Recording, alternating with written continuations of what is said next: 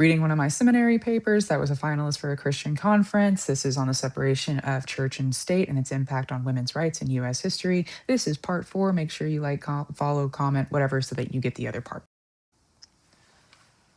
Slave-born and Methodist raised Isabella Baumfree, also known as Sojourner Truth, lobbied President Lincoln on behalf of slaves for legislation to protect, educate, and resettle freed slaves, and advocated for reform for nutrition, clothing, and hygiene. Harriet Tubman, a runaway slave, joined the Underground Railroad movement in 1849.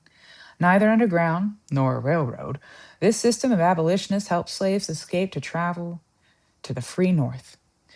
Despite being illiterate, Tubman was inspired by the aforementioned pastor, Dorena Lee's, role that a woman could uphold religious authority. Tubman fused African and Christian values and wore a charm of spiritual protection during her service along the Underground Railroad. Harriet Beecher Stowe, a daughter of a Presbyterian minister and sister to Catherine Beecher, used her book Uncle Tom's Cabin to depict the brutality and unchristian character of the slave system to her northern readers, stirring sentiment and advancing the abolitionist cause in the 1850s. President Abraham Lincoln famously told her, "So, you're the little girl who wrote this book that caused this great war."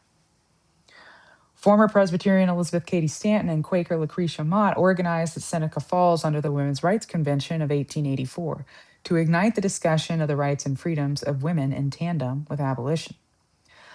Elizabeth Cady Stanton, Matilda Joslyn Gage, and Quaker Susan B. Anthony published the Declaration of Rights of Women, which argued women should have equal rights to men.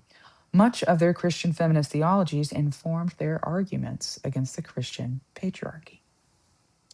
Women of the 19th century also ventured into health and medicine, particularly as academia and modern medicine developed from the Enlightenment age and in the face of alcoholism.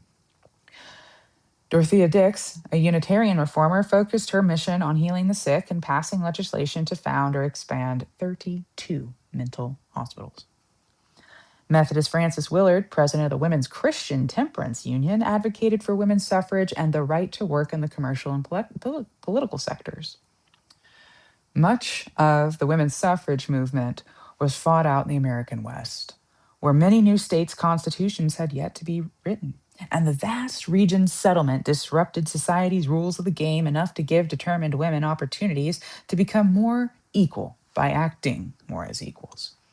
As a Montana resident, I am proud to report that Montana elected the first female U.S. House Representative, Jeanette Rankin. Part 5.